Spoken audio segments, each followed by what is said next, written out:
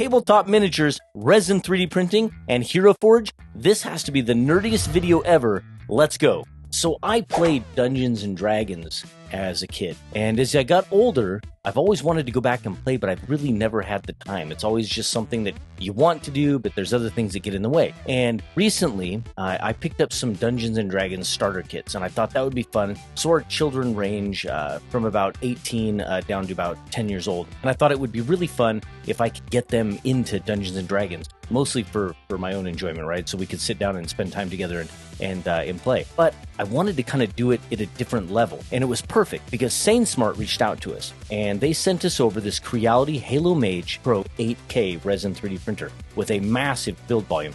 And I thought, you know what? Let's go to HeroForge. Let's design some fun characters, some fun models.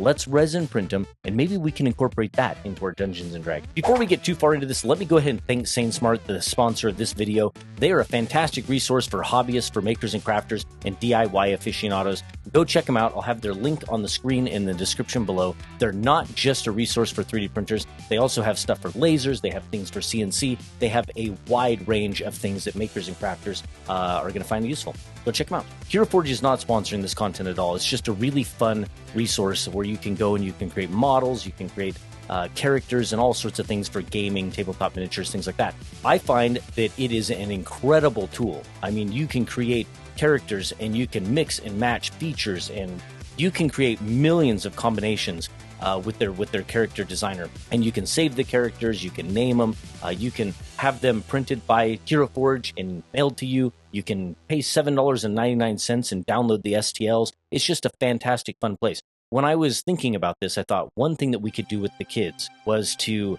have them sit down and create their own HeroForge characters, and they could come up with their own designs and they could have a little bit of fun. Now, I did mine.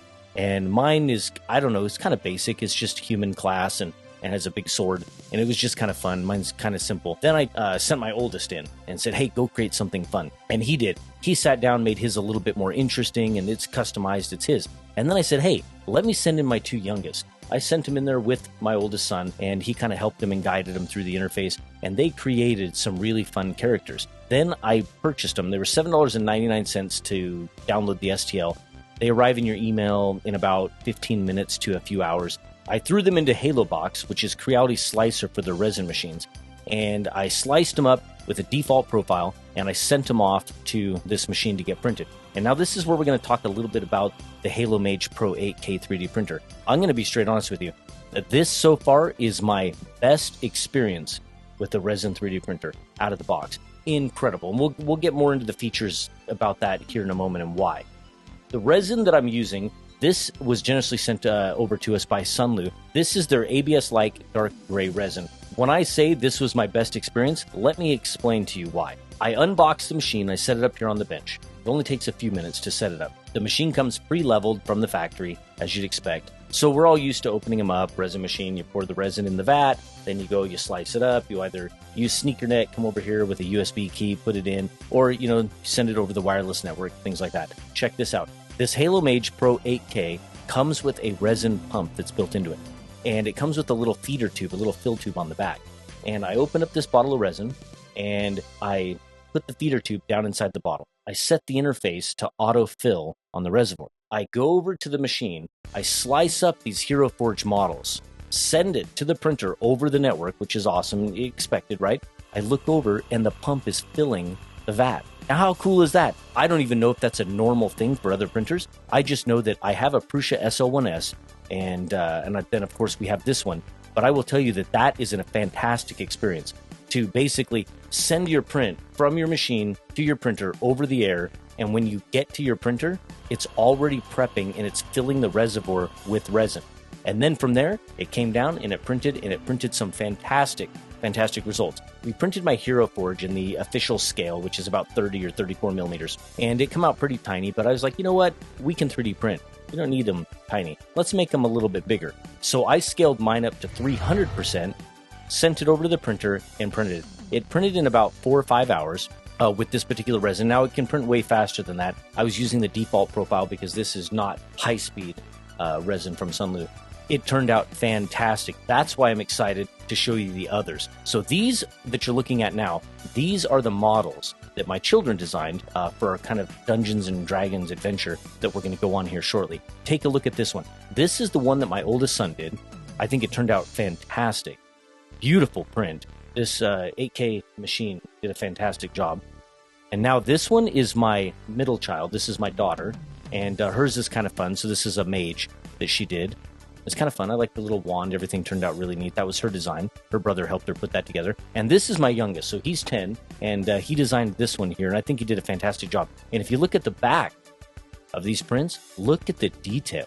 So when I first powered it on, it had an update, which is expected, right? So it did an over-the-air update, rebooted, came back up. Everything was great. It's 8K, of course, meaning it has a resolution of 7680 by 4320, and its build volume is 228 by 128 by 230 millimeters on the Z. That is a monster machine for resin printing. That's fantastic. The touchscreen on the front, super easy to use. I think most of the resin machines all have touchscreens now, but this one is a 4.3-inch color touchscreen, super responsive, lots of features and functionality built right into it. And other than the resin pump, which I think is darn cool, so it has settings on it where you can turn it on, you can turn it off, it can be in auto mode, but it also has an air purifier built into it. And so the air purifier can be disabled inside the interface, but it's a carbon filter with a pretty powerful fan that actually blows everything out of the machine. And it does come with a section of flexible hose that you can hook up to any type of additional filter, or of course any other type of ventilation to vent that stuff outside. The machine itself is a high-speed resin 3D printer,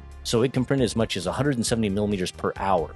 Just think about that for a moment. 170 millimeters per hour. That's insane. Love that. And then, of course, cleaning it out and emptying it is fantastic. There's no scooping resin out. There's no tipping the machine up. There's no pulling the vat out and dumping it out. There's none of that. You literally reach right over to the pump and you tell it to pump out, and the tube just goes right into the top of the bottle, and it just pumps everything right back out, right back into the bottle. No mess, nice and clean. Really, really, really nice. Hey, and don't forget to like and subscribe. We're a small channel and we're growing, and that really helps us out a lot. Now, pricing. Resin machines are much different than they have been in the last couple of years, and they're coming down in price, and you're getting a lot more features and functionality for the price. So right now, I believe this is $519 on sale. I think it retails for about $649, but $519 is an incredible price for such a large format resin printer, especially, like I said, with the over-the-air printing. It matched up just perfectly with a HALOT Box Slicer. Of course, it works with all sorts of other slicers for your resin. That's expected. But my features, I think the two favorite features that come with this machine besides the size are going to be that auto pump. That is killer.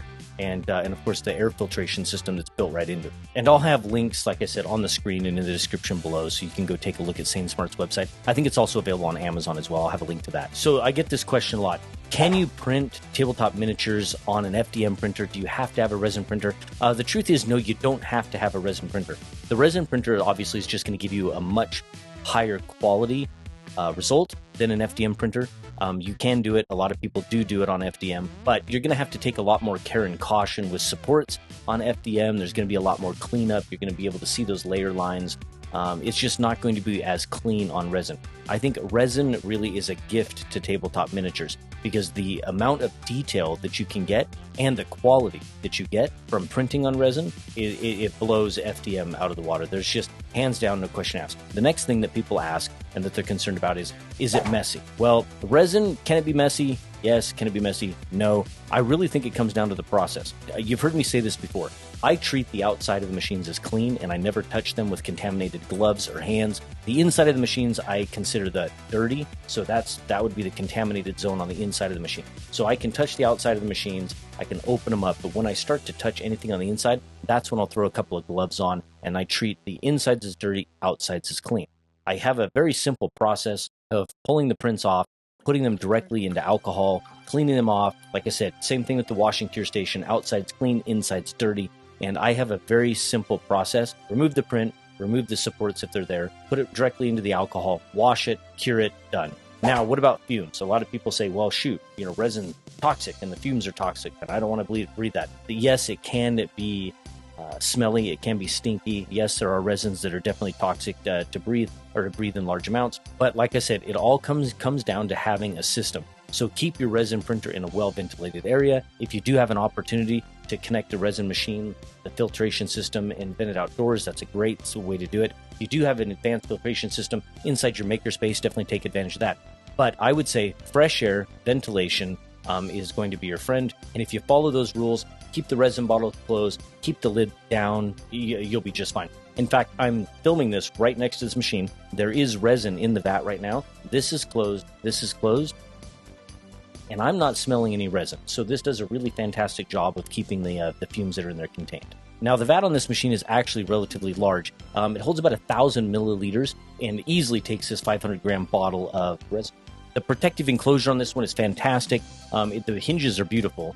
I like how it holds, no matter what position you kind of lift it up into. It gives you kind of full access to the machine. It's a heavy duty, high quality system. I kind of like it. As far as removing the print bed, it's really simple. It's just a simple turn of this knob and sliding it off, and you can have access to it to remove your prints. I actually find that I don't remove it. I actually find it's a large enough space and you have great access to it. I can just reach up and I can grab the print and I can just hit it with the scraper and I can just pop it straight off. I don't have to pull it off and sit over a wash tub or something and make a mess.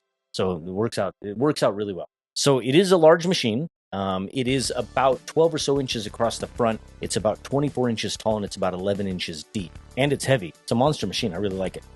And I think now my family's probably ready to start playing some Dungeons and Dragons. I should probably paint them though.